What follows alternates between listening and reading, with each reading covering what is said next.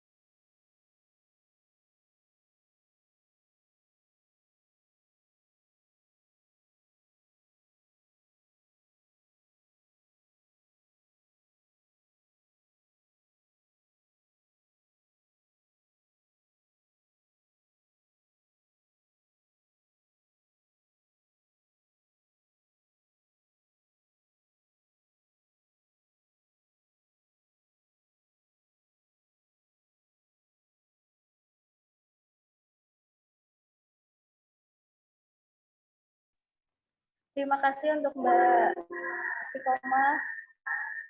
Di sini saya ingin memaparkan PPT saya yang berjudul Nilai Pendidikan Karakter dan Cerpen Guru karya Putu Wijaya.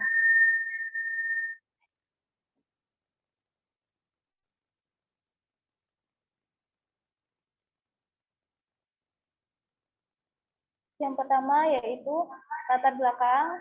Menurut JS berjudul, cerpen adalah suatu karya cerita yang berpusat pada satu peristiwa kejadian yang dialami oleh satu tokoh saja. Kisah yang terjadi pada cerpen terjadi saat peristiwa yang menumbuhkan peristiwa tersebut.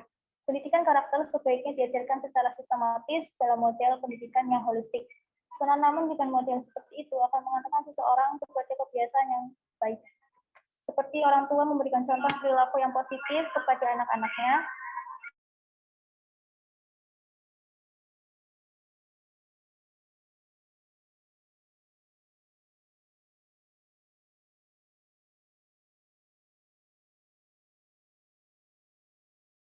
agar menjadi pribadi yang berpikir positif, berakhlak mulia, berjiwa luhur, dan bertanggung jawab.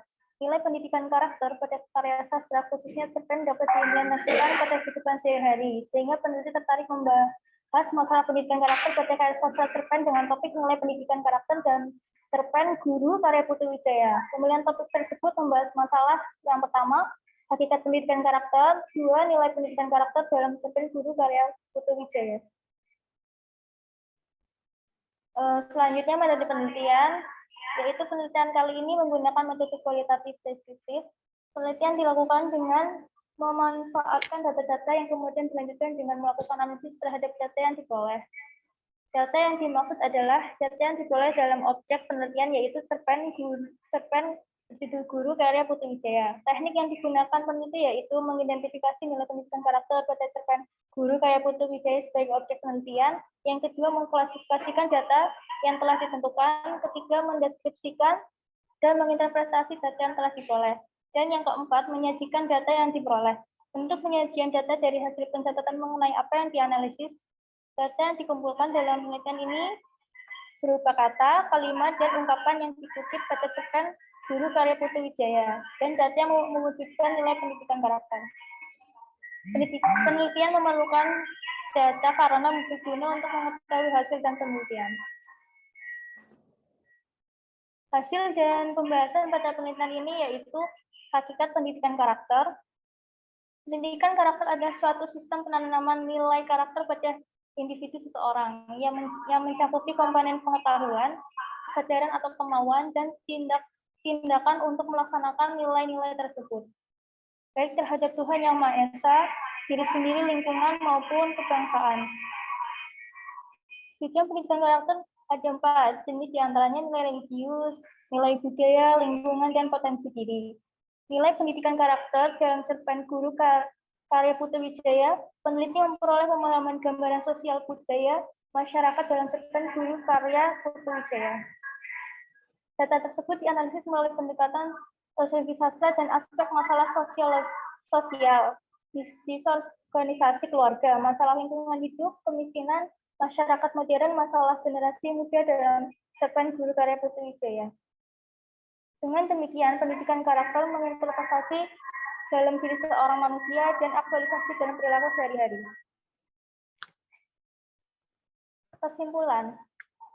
Kesimpulan dari penelitian ini yaitu pendidikan karakter merupakan pendidikan yang dilakukan dengan mempertimbangkan aspek pendidikan karakter, yaitu perasaan dan tindakan, sebagai upaya untuk menanamkan nilai-nilai luhur kepada peserta didik, agar nilai-nilai tersebut dapat diterapkan dalam kehidupannya sebagai individu, dalam lingkup keluarga, masyarakat, bangsa, dan negara. Pendidikan karakter ditunjukkan untuk membangun nilai karakter pada diri peserta didik. Nilai-nilai tersebut antara lain nilai jujur, adil, kreatif, tanggung jawab, disiplin, dan beberapa nilai lainnya. Nilai-nilai pendidikan karakter juga dapat dijumpai dalam permasalahan sosial yang terjadi dalam kehidupan. Melalui implementasi karya sastra cerpen, pada pendidikan karakter diharapkan individu tumbuh menjadi manusia dewasa yang berbudaya, mandiri, mampu mengekspresikan diri dengan pikiran dan perasaan dengan baik, berwawasan luas, kritis, berkarakter, halus, budi pekerti, dan santun. Itulah paparan materi dari saya. Kurang lebihnya mohon maaf. Terima kasih Mbak Tini atas Terima kasih Mbak Yuni. Materinya sangat menarik sekali. Untuk selanjutnya materi kedua kita yaitu Mbak Putri Handayani.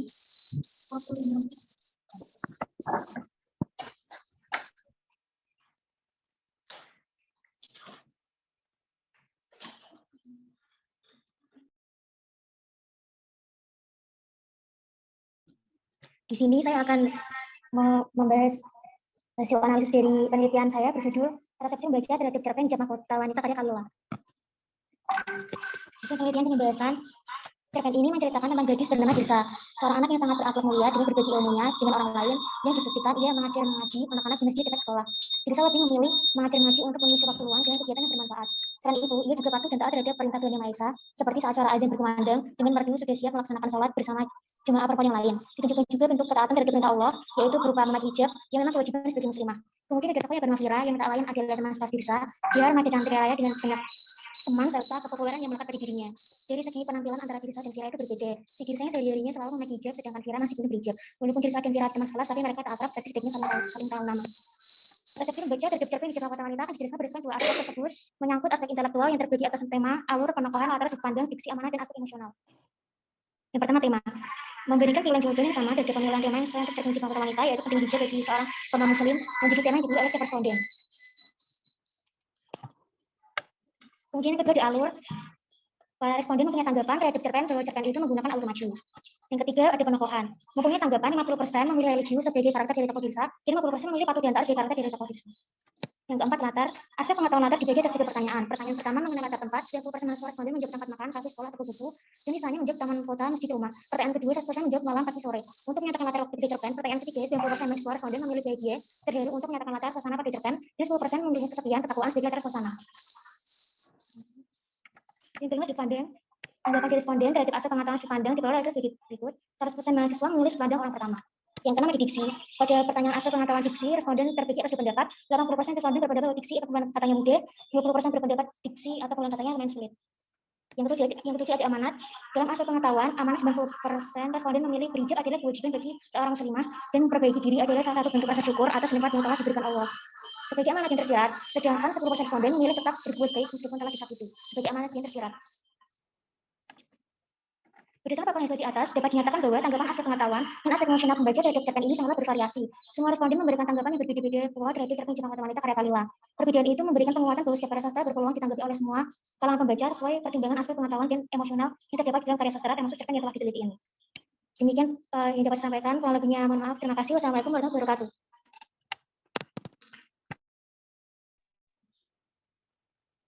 Baik, untuk sesi selanjutnya. Sebelumnya terima kasih Mbak Putri sebagai pemateri kedua yang menyampaikan materi resepsi pembaca terhadap cerpen Hijab Mahkota Wanita karya Halila. Untuk sesi selanjutnya adalah sesi tanya jawab. Peserta yang ingin bertanya bisa menyebutkan identitasnya terlebih dahulu. Pertanyaan diajukan secara singkat, padat dan jelas. Bagi yang ingin bertanya kepada kedua pemateri, kami persilakan.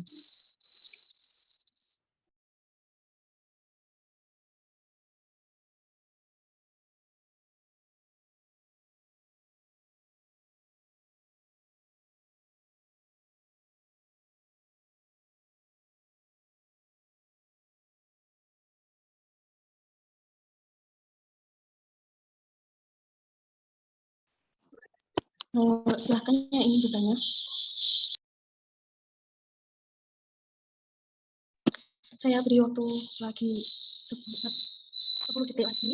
Yang ingin bertanya bisa.